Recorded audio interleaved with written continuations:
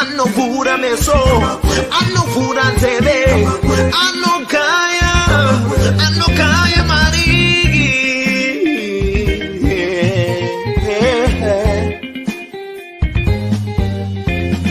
Kamakwe.com, Brengere.com, Usasari.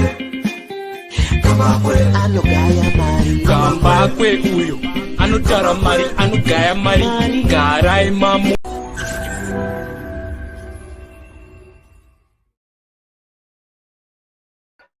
Right, 23 October 2022, and today I'm just doing a quick broadcast to a very limited audience, and I want to quickly look at what has happened. And this is something very, very unexpected to the CCC, because going into this weekend, we had 6 by-elections, and unfortunately for the CCC, they've lost 5 out of the 6 by-elections.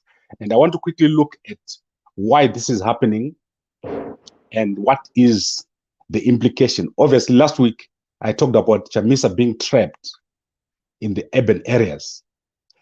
And what has happened this weekend is confirmation.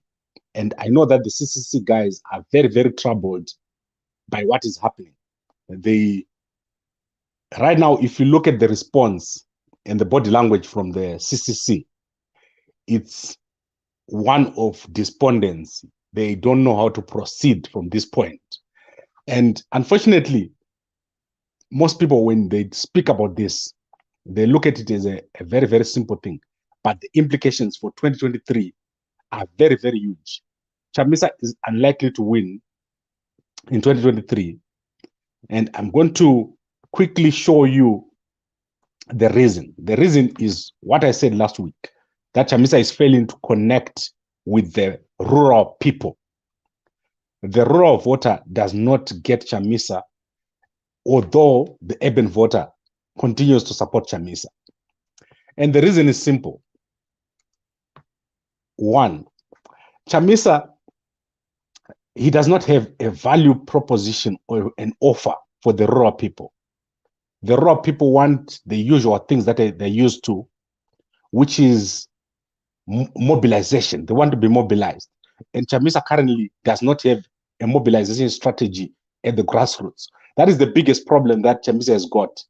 And I've been saying this for a very, very long time. Without grassroots structures, you are unlikely to get people voting for you. The margin with which Chamisa is losing in the rural areas is too big. And the margin with which ZANU-PF is losing in the urban areas is too small. So look at this weekend's mobilization by Chino Timber. It's rather crude, but I just want you to see the difference between the mobilization that Chamisa does and the mobilization of the ZANU-PF guys. Very, very strange how this looks. When I was watching this, I was like, is this real? But it's real. So let's see what Chino Timber was doing when he was campaigning this weekend.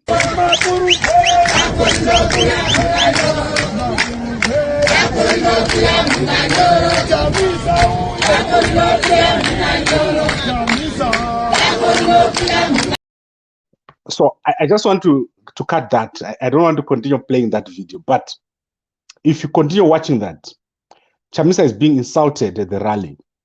And he's being called a sellout, a puppet of the West, and so forth. And this is a continuous and consistent message across the whole country. Everywhere where you go, where ZANU-PF is campaigning, they make sure that they mention that Chamisa is a puppet. He's got no grounding in Zimbabwean politics. And this message is very, very strong in the rural areas. They do not believe that Chamisa is a local project. They see Chamisa as someone who is controlled from outside. And that is what was the undoing of Morgan Tsvangirai. If you remember, Tsvangirai had a very hard time penetrating the rural areas. He did well in the first election and the second election. But eventually, this message came out that this guy is a puppet of the West. He's not local. And this is what is happening to Chamisa right now. If you look at this weekend's results, these results are shocking. there is no way that Chamisa is going to recover from this. And don't think that next year, in 2023, things are just going to suddenly turn around. Look at Takawura Road, Srikanzo, almost double. Guruve, ZANU-PF almost got 10 times the votes of Chamisa. In Caesar, almost 50-50. Mutare, when Chamisa won, he only won by 50%. Matobo, this place is right next to the cities. Chamisa got here almost 30% of the vote. Buhera, Buhera is almost like the ward where Chamisa comes from. 1,265 to 692. That is almost 1/3. So 30%.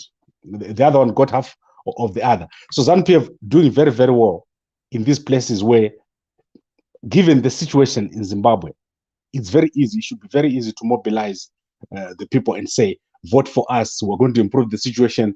Vote for us. We're going to give you money. Vote for us. We're going to make your children get jobs. But that message is not resonating with the rural people. The rural people just don't get it. They don't get why Chamisa should be voted into office, why his representatives should be voted into office.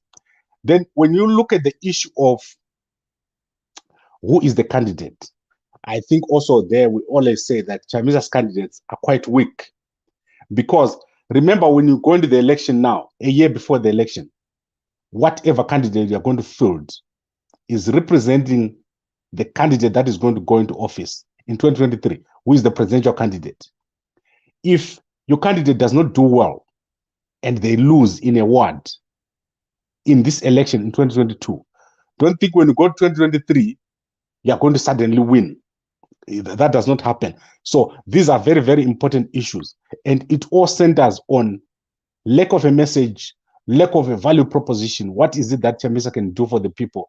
And lack of grassroots structures. These grassroots structures are extremely important in the rural areas. People are very, very busy. They don't just stand up and go and vote. Someone has to take them to go and vote. And this is where Chamisa is losing it. He's losing in the rural areas where the largest number of people or the largest number of voters is. Also in the urban areas, he's failing to motivate the people to go out. If this happens, if this continues happening, 2023, Chamisa is not going to get the landslide that he needs. Remember, the message from Chamisa is he needs a landslide to avoid rigging. He needs a landslide to avoid a contested election. He needs a landslide to avoid violence. That is what he's saying. The message of violence, that is not working anymore. You saw this week, they tried to say they were beaten up in Matobo or in Caesar. It didn't work. They still lost in these places. So CCC in sixes and sevens, they don't know what to do right now. And it's a sad situation for a new political party because they have to change the core of their message, which is to say, they're saying now they're citizens, but people are not ready for that politics of citizens. People want the politics that they're used to. The politics where they've got people in their locality who represent them and they want to see action on the ground. At the moment, there's no action on the ground. What the CCC does is whenever there is a rally somewhere, they bus all their people there and it's not working. Right, so let's keep this short. Let's see if there's any comments here. And then let us look at one message. I want to look at this. Why Chamisa doesn't speak on sanctions? I think this message of sanctions is very, very strong. People in the CCC may not get this. This is where when people say someone is a puppet, that message of being a puppet is being made worse by this issue of sanctions. And then who's not losing support because it's only Chamisa across Zimbabwe, every party are in the game. I just explained here, ZANU-PF doing very, very well in these by-elections. ZANU-PF is not losing to Chamisa, given the environment. And remember what Chamisa is saying. He's saying that he's popular everywhere. And I can say to you that he is not popular everywhere. The by-elections are showing it. And going into 2023, if he loses, it's now expected. Remember, if you go into by-election, into the main election, and you've been winning, then you can come and say, I was winning all these by-elections. Why did I lose? Now, if you go into 2023 and they are losing, then how do you go to people and say, I was supposed to win? This is a very, very difficult message to sell. And I think it's clear that there is need to re-strategize. This issue of saying that they're being beaten up, it's not true. You can see that all the by-elections that were held this weekend, there were isolated incidents here and there. And in Matobo, there were reports by both parties. ZANU-PF reported violence, CCC reported violence. I looked at the video. CCC guys were not being brutalized. They were standing there mocking ZANU-PF guys. ZANU-PF guys were standing there mocking them. There's video all over the place. You can see this. It's clear that violence is not an issue here in these by-elections. There is a need to re-strategize, and CCC will have to do much, much better if they need to win or if they want to win in 2023, because they could easily lose. Also, I didn't see Dr. Thokozani Kupe a lot in the Matobo elections. Maybe I missed it, but normally I know that where she goes in advance and campaigns, the party does very well. But this time around, the CCC did very, very badly. You can look at the results. It's terrible. It's a very bad result. And people are starting to lose hope within the CCC. Right, that is it for today. I'll be back tomorrow. I want us to look at more news on property investment tomorrow. So I'll be back tomorrow. We'll talk about it. What is the strategy that we're going to be taking going forward on property investments? This is something that is very, very close to my heart, and we want to continue talking about that. Thank you very much, and I'll be coming more frequently. I've been very, very busy moving, and moving is extremely difficult. So now that I'm settling down, I'm going to be coming more frequently. We're going to be going back to our original schedule, and then you'll see much more content from Gambakwe Media. Thank you very much for watching, and good night to everybody. But there are times when an old dog has to become new. And that's why we must listen to the citizen. And that's why the new outfit has a perfect and beautiful name: the Citizen Coalition for Change.